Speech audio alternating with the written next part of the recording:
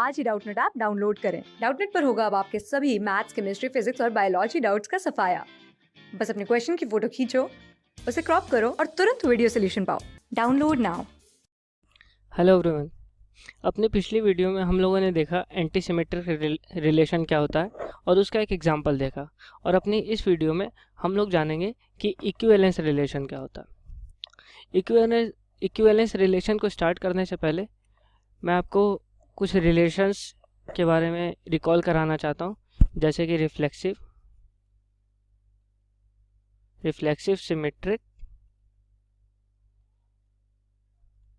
और ट्रांजिटिव। ये तीनों रिलेशन को हम रिकॉल कराना चाहते हैं। देखिए,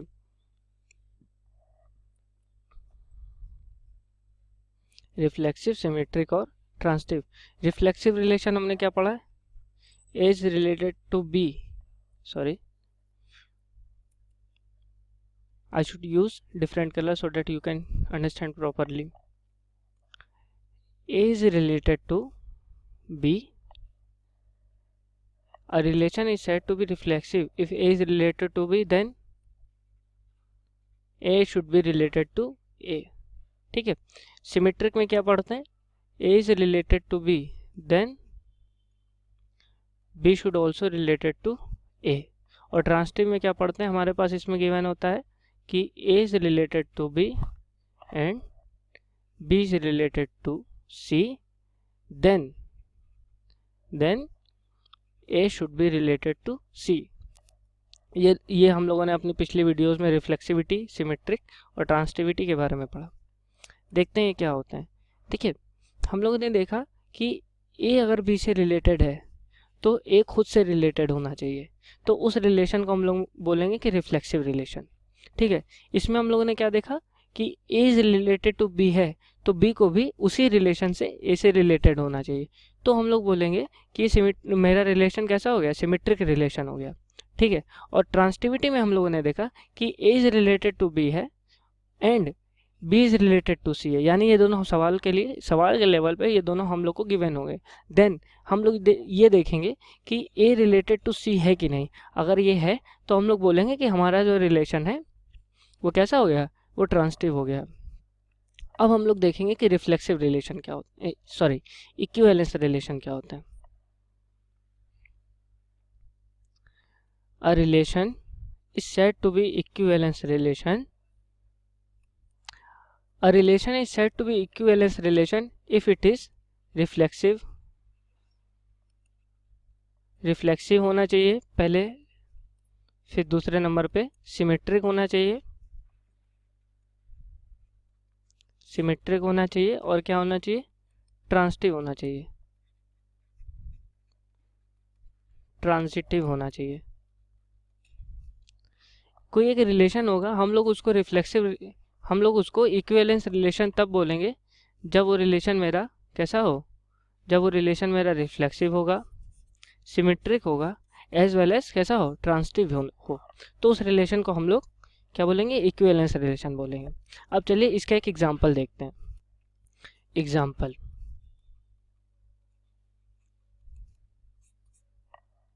सपोज करिए कि मेरा जो सेट है वो सेट ऑफ ऑल लाइंस है, set of all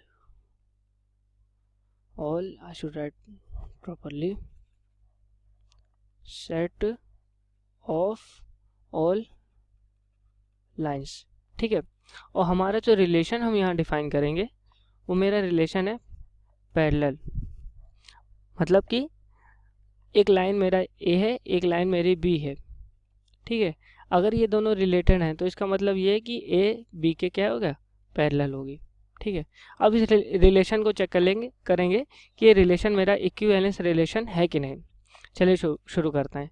equivalence relation को चेक करने के लिए जैसा कि मैंने बताया, पहले आपको क्या चेक करना होगा? 3 स्टेप में चेक करना होगा। पहले रिफ्लेक्सिव चेक करेंगे, सिमेट्रिक चेक करेंगे, फिर ट्रांजिटिव चेक करेंगे। तो चलिए रिफ्लेक्सिविटी स्टार्ट करते हैं।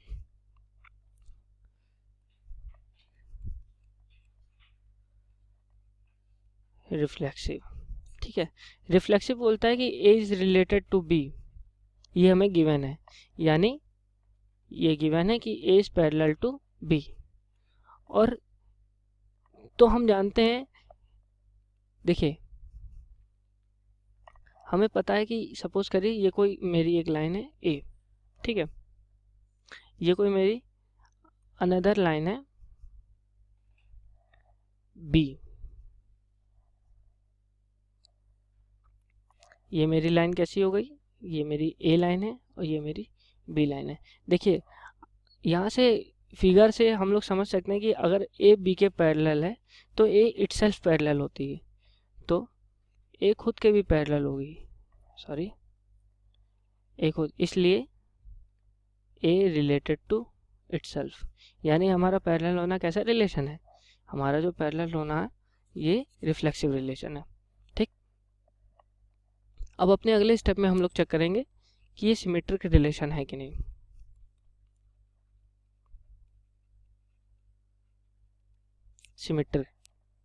सिमेट्रिक रिलेशन में हम लोग को गिवन होता है कि A is related to B, यानी कि A is parallel to B. अब इसी फिगर में हम लोग वापस से चलेंगे, देखेंगे अगर ए बी के पैरेलल है तो हमारा बी भी ए के पैरेलल है, ये अंडरस्टैंड कर सकते हैं इस फिगर से। So B is related to A, sorry B is parallel to A, this implies B is also related to A. तो हमारा जो ये पैरेलल होना ये सिमेट्रिक रिलेशन भी हो गया। अब लास्ट में हम लोग चेक करेंगे कि हमारा जो रिलेशन है वो ट्रांजिटिव है कि नहीं।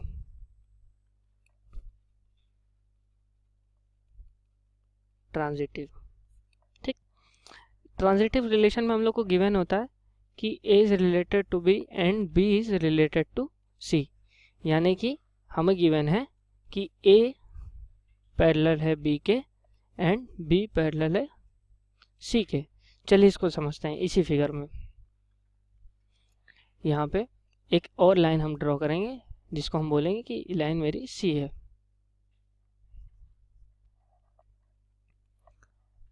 देखते हैं, देखिए ये मेरी लाइन है ए, ये मेरी लाइन है बी, ये मेरी लाइन है सी। हम लोग देख सकते हैं हम लोग को गिवन है ए जो है वो बी के पैरेलल है, जो मेरी ए लाइन है वो बी के पैरेलल है, और जो मेरी बी लाइन है वो सी के पैरेलल है। अब अगर थोड़ी देर के लिए हम बी को इरेज कर दें, यहाँ से बी को ये हमने इरेज कर दिया, तो हम इजीली अंडरस्टैंड कर सकते हैं कि मेरी जो ए लाइन है वो सी के भी पैरेलल है। ठीक है, तो यानी कि हम लोग इजीली यहाँ से कंक्लूड कर सकते हैं कि ए इज पैरेलल टू सी, इसलिए जो मेरा रिलेशन ए है वो जो रिलेशन आर है वो ट्रांजिटिव हो गया। ठीक है, तो अब देखिए मैंने क्या क्या चेक कर लिया, मैंने चेक किया कि मेरा जो रिलेशन है वो रिफ्लेक्सिव है, ठीक है, वो रिलेशन सिमेट्रिक है और वो रिलेशन ट्रांजिटिव है। और मैंने कहा कि अगर कोई रिलेशन रिफ्लेक्सिव भी होगा, सिमेट्रिक भी होगा और ट्रांजिटिव भी होगा तो उस रिलेशन को बोलेंगे इक्विवेलेंस रिलेशन, यानी कि पैरेलल होना जो रिलेशन हम लोगों ने डिफाइन किया था, लेट मी राइट, पैरेलल होना जो रिलेशन हम लोगों ने डिफाइन किया था ये कैसा रिलेशन हो गया, इक्विवेलेंस रिलेशन हो गया, इक्विवेलेंस रिलेशन, इक्विवेलेंस रिलेशन हो गया। ठीक, अपनी अगली वीडियो में हम लोग देखेंगे कि कोई एक गिवन सेट है तो हम लोग उस पर कितने रिलेशन डिफाइन कर सकते हैं। क्लास 6 से 12 से लेके नीट, IIT, JEE मेंस और एडवांस के लेवल तक 10 मिलियन से ज्यादा स्टूडेंट्स का भरोसा। आज ही डाउनलोड करें डाउटनेट ऐप या व्हाट्सएप कीजिए अपने डाउट्स 8400 400 400 पर।